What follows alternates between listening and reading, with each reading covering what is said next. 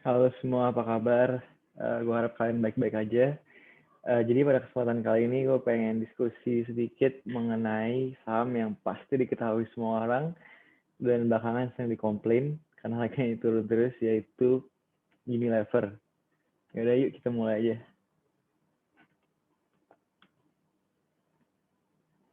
Oke, jadi pertama gue pengen spend waktu sedikit untuk diskusi mengenai background Unilever. Unilever adalah perusahaan FMCG terkenal dengan pendapatan sebesar 43 triliun rupiah di tahun 2020. Unilever sendiri mempunyai dua segmen, yaitu Home and Personal Care dan F&B. Home and Personal Care kontribusi kepada total pendapatan sekitar 70% dan F&B sekitar 30%. Nah, di sebelah kanan kita bisa melihat portfolio produk Unilever. Background warna ungu di sini itu masuk ke Home and Personal Care, dan abu-abu itu Foods and Refreshment. Nah, kalau kita ngelihat kategori produk-produk ini adalah merek-merek terkenal yang tentunya kita tahu sehari-hari ya, kita mungkin ada yang pakai. Jadi kita bisa infer bahwa Unilever adalah market leader di beberapa kategori ini. Nah, sekarang pasti banyak yang nanya kan, kenapa sahamnya turun terus kalau Unilever adalah market leader di kategorinya. Sekarang kita akan melihat evolusi pergerakan saham Unilever dari tahun 2003 sampai 2021. Kalau kita lihat dari tahun 2003 sampai 2017, sahamnya Unilever itu naik 15 kali lipat sampai peaknya di 2017.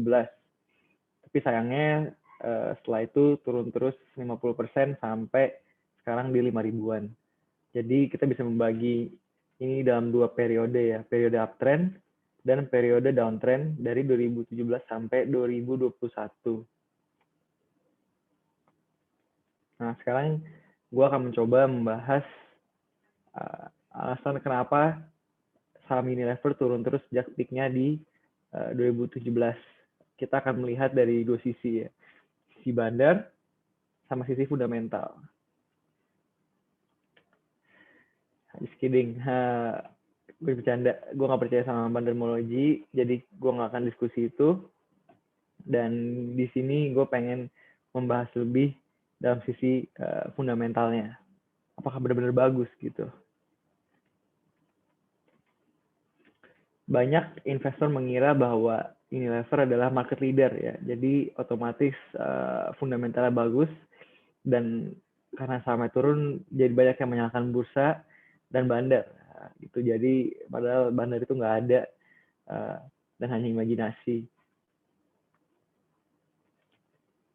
Oke, gue pengen bahas next tentang fundamentalnya Unilever, yang mana gue akan bagi dalam dua bagian, yaitu fundamentalnya ketika periode uptrend sama ketika periode downtrend.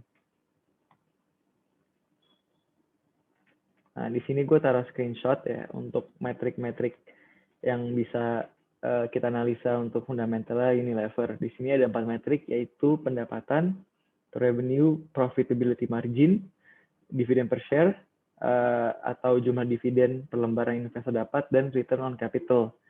Kalian bisa pause dulu di sini, tapi gue akan bahas satu persatu metriknya. Dari masalah revenue.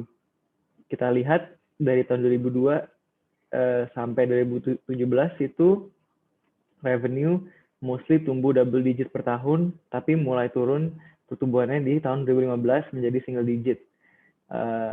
Sedangkan profitability marginnya konstan, EBIT margin konstan, net income juga konstan, dan dividen per share-nya naik terus setiap tahun tuh, dan lumayan tinggi naiknya. Dan untuk ROC, dia naik dari 54% di 2003 sampai 75% di 2017.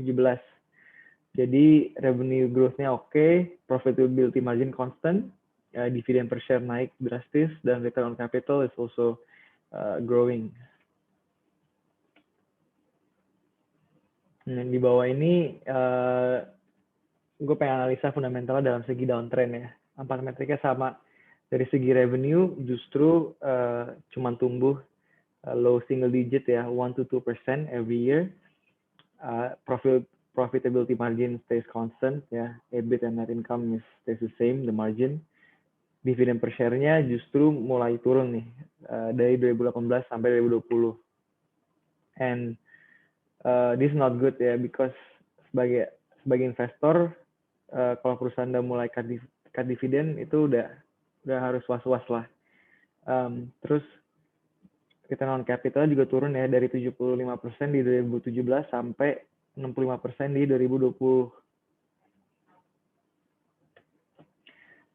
So to recap, in uptrend period, the revenue grew mostly double digit, profitability margin is the same, dividend per share also growing, ya, tiap tahunnya naik cukup tinggi, ROC juga naiknya tinggi. Jadi di uptrend period itu di mana sahamnya naik, semua metriknya juga naik, so wajar gitu ya sahamnya naik. Sedangkan di mulai downtrend, revenue-nya growth-nya udah nggak sebesar itu, marginnya stabil, is okay, jumlah dividen per lembar berkurang, dan ROC juga berkurang. Jadi udah mulai paham kan apa sih yang terjadi gitu terhadap Unilever. Terus jika kita melihat growth per tahunnya di 4 metrik ini kita bagi ke setiap 5 tahun, kita bisa melihat ya, revenue CAGR-nya itu di awal-awal tahun tumbuhnya double digit, 12-17%. Tapi dari 5 tahun berikutnya udah mulai turun tuh per tahunnya, cuma 8%, high single digit. 3 tahun terakhir ini dia cuma 1%, jadi udah ada massive deceleration. EBIT dan net income, it's okay, slight decline, tapi secara overall masih stabil. Dan dividen per share-nya lumayan parah turunnya ya, dari beberapa tahun terakhir, per tahunnya malah turun 11%, and this not good. ROC-nya juga sama kayak revenue ceritanya, naik di 10 tahun awal dan turun di 10 tahun terakhir. Nah, menurut kalian sendiri gimana? Masih bagus nggak performa fundamental Unilever? Gitu, apakah masih mau nyalain bursa atau bandar mungkin? Silakan saja.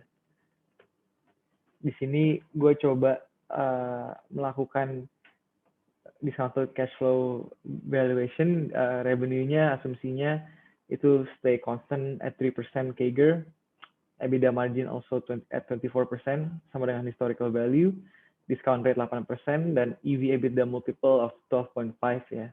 Dan ini berdasarkan kompetitor benchmark, dan terminal growth 2,5%. Di sini kita dapat fair value sekitar 3.500 per saham ya. Jadi atau sekitar belasan persen dari harga sekarang 5 ribuan. Ya, sekian adalah analisa Unilever yang cepat yang pengen gue sampaikan. Untuk informasi lebih bisa cek Instagram kita di investasi.mudah dan website kita di investasimudah.id. Gue juga pengen jualan sedikit tentang analisa saham yang gue perform buat subscribers sekali sebulan. Dan so far kita udah ngelakuin 7 analisa, di mana 6 dari 7 saham ini outperform IHSG. Kalian bisa cek di bio kita di Instagram buat sampel investment research dan juga bisa sign up di sana. Thank you.